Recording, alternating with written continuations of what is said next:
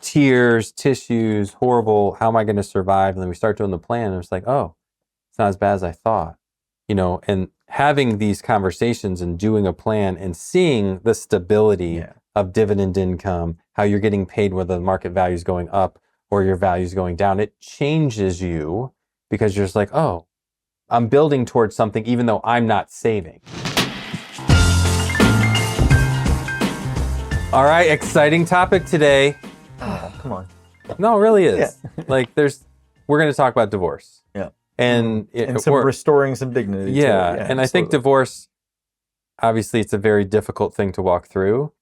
But when you've had the opportunity or privilege to walk a divorced person who has been absolutely devastated, right? Some people handle divorce different than others. Right, Some walk through it and there's like, it's no big deal. I've done this a few times. And then there's other people that, and I don't mean to be rude and laughing about it. And then there's other people that just get absolutely devastated because they don't see it coming. That's right. There could be all kinds of reasons for the divorce. We're not getting into that. But today's show, which I really want to dig in on, is what do you do no matter which part of that divorce that you're a part of? Is it the really nasty one, or is this the mutual one, or I'm super surprised, didn't see it coming, or I'm the one filing? How do you handle I'm the one going receiving through money and I'm the one giving it up. Yeah, regardless. So I just want to talk about when the dust settles. We're not doing counseling on divorce today. No. This is more financial, like what happens when. Yeah. So like, have you guys walked through any of this? We all have, yeah. with different clients and stuff. Yes. And the very first thing is like, just pause. Take a breath. Right. Take a breath. Know you can be patient for the most part whenever it comes to retirement accounts and things like that. That those aren't the first things that need to be moved and figured out. Yeah. Well, because we talk about emotions all the time, and be careful with financials. Talk about emotions. I mean, we just talked about 7 different ways you could be emotionally working through a divorce. Don't go making money moves at that time, right? That could be Well, death and divorce are two things that when you walk through that, I think the first thing that you need to do is just take a couple months, 3 months, 6 months, and do nothing. Right. Like when somebody loses a spouse. Well, they're both a loss. Well, right? I was going to say, whether it's divorce or death, just do nothing for a little while. Right. Yes. And just move on. I mean, obviously, you're going to have to figure out your finances, so you can't just do nothing. No, but outside of that, like your budget and how to pay your bills, like we can help you navigate some of that. But the big moves, the changing of how life is going to look beyond this situation. Well, I will say, and this is going to come out wrong, and it's not meant to be a joke, but I've had a few that have gone through it. Don't spend money to feel better. Seriously, that sounds crazy, but a lot of people, they say when you're not feeling good, you do binge or you eat. What is it called? Comfort food or whatever they call it. Binging. In the case of divorce, I've had a couple of people who have bought some things to try to feel better, and they admit it, and then they're mad at themselves because they were in a pretty okay spot, and then they went to purchase some things that they thought would make them feel better, and now they're like, well, shoot. Yeah. Now I'm catching my breath, and I realize that I probably should have let the dust settle to make sure I had enough to afford that. Because it's not just little things in a couple cases. I think this is where experience really matters. Like, I've never been through a divorce, but I've walked so many people through it over the years, and I'm like, man, you can really, what do they say, get over your skis. Mm-hmm. You can make some really bad decisions by moving too quickly, because you're not necessarily thinking. Like, how many times, I've unfortunately been through a lot of funerals in my life. And then you talk to the person that experienced the death. And then afterwards, you're like, man, I don't even remember. It was a whirlwind. I don't remember anything. Yeah. Yep. Like I did that. I said that. We did. Right. They might remember a lunch or dinner, but like there's so many things that just you blank out. Well, financial decisions, you don't want that mind that you don't even remember what you're doing to be the mind that is making those decisions financially. Right? You are trying to move forward, but sometimes the best thing you can do in that scenario is nothing. I feel like we're like a dead podcast today. No, sorry. Like, we're experiencing death. Like this, there's a good side to this. There is, and I think it's just wanting to be cautious that it's not, a laugh or something like that. Yeah. Whenever I'm not trying to be insensitive to any of this because it can be really, really challenging. Because like you said, it truly is a loss, right? I mean, the reality is it's a loss, just a different shape. Yes. And retail therapy is definitely a low-hanging fruit strategy and solution. Like, oh, there's cash. Let's go. Yeah. Right. You know, Yeah. but just like a lot of our other shows, you know, pause, take a breath, and let's evaluate and look at long-term strategies and not just the immediate, you know, feel-good candy bar, right? I think the best decision you can do when you experience a loss, whether divorce or whatever, the best decision is no decision. You know, just let it happen, figure out your budget, chill. So let's get past that. Yeah, now we can bring some life into Let's the bring some- conversation. there you go. Like, Right. okay, we've You got sign the papers, you know. Nobody likes, you know. Well, some people are like, I was can't just gonna wait say, to get that. I will say, I did have somebody say, well, my therapy bill is going to go down because I have been trying to work through this for my kids. And now I actually do have this new life that I am excited for. So I appreciate the fact that, Nick, you're in more pain on this than I am. Appreciate you caring, but let's go. I'm ready. Yeah. It's not a loss in that perspective to them. So it really is all different. But Yeah. we turn Well, the some page. yeah. We need to turn the page. We need to turn the page. So- It can have all different spins. And regardless whether it's positive or negative, it is an emotion that may skew financial decisions. Take a breath, pause. Then So now let's jump into the second phase of going through loss. We're specifically talking about divorce here, but it can apply to death. Why would dividend investing bring some stability to a divorcee? Well, because I mean, you do get that dividend payment each quarter. There is some stability to how those investments tend to be. They're not typically as volatile. Potentially, now you're single income or the accounts have been split and you're trying to figure this stuff out. If you need a little bit more cash, there potentially could be some there for you. and potentially not selling your principal, which is a little bit more the long-term consequence. Right. The gain, the loss. Well, it's a new normal. Like you go from having dual income, you go from having two of you walking in the house, there's two, you know, now to, well, I'm on my own. Right. Yeah. How am I going to survive? I can't tell you how many times I've walked through a meeting or handled a meeting, gone through a divorce, you know, tears, tissues, horrible. How am I going to survive? And then we start doing the plan, and it's like, oh, it's not as bad as I thought. You know, no matter what side you're on that table, you know, and having these conversations and doing a plan and seeing the stability of dividend income, how you're getting paid, whether the market value is going up or your value is going down, it changes you because you're just like, oh, I'm building towards something even though I'm not saving. Right. It's like that 401k match, but you don't have to contribute to get it. Yeah. You the know, company's like, just putting it in Yeah, there just for you. putting in every single month and it's going up by the quarter. Like that mentally has a massive effect on people. You kind of said something and skipped over it kind of quick, but once the dust has settled and you've kind of turned the page, like getting in and resetting your plan, because Right. that is going to look very different now that it's just you. Yep. And Right. that you have one income potentially, or you know, whatever's happening there, but it's time to refresh. That is Get the one new of those life application. events where it requires, hey, we got to reset this.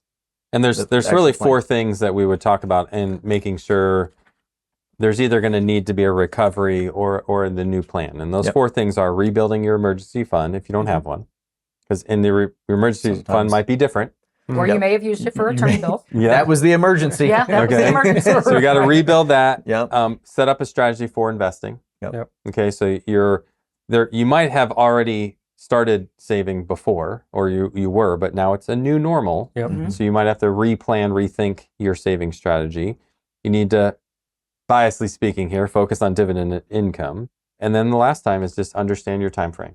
You know, how long is your goalpost? Did it change? Did it move? You know, Yeah. depending on what side of that divorce you were on, did it get shorter? You Yeah. know, or did it get way longer? Well, You know? I can't help but bring up the budgeting thing very directly, right? We always talk about it with retirement. Don't get to retirement and say, let me see if I can live on this amount. Well, when you get to divorce, you may not have chose, okay, man, I'm going to go flick this switch, but you do need to reset your budget. I always call it without muscle. What is the new money you need to spend, fixed and variable, with your new self? Because you're not traveling with two. So New what is that muscle. new? What are things that you still have to pay for one person that Yeah. didn't seem as much when you had two?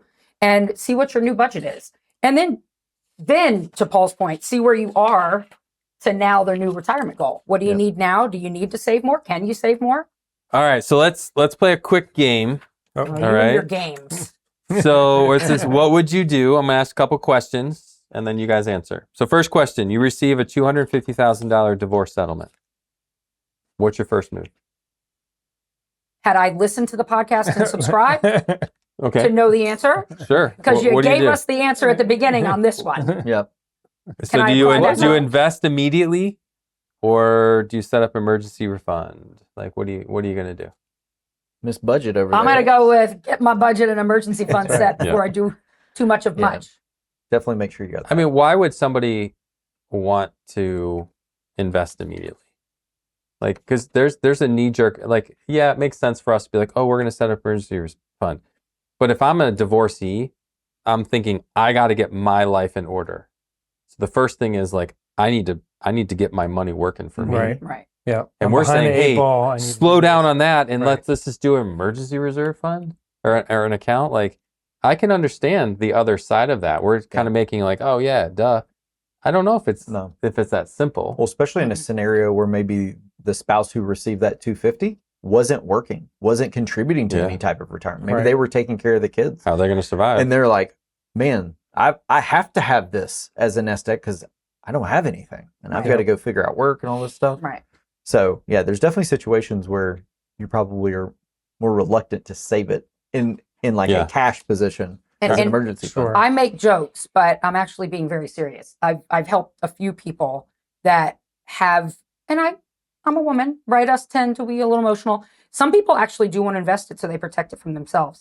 They're like, Nick, I have to call you to get that money to go and buy the new whatever to make myself feel better. If I invest it, I tend to not see it in my account and I don't spend it.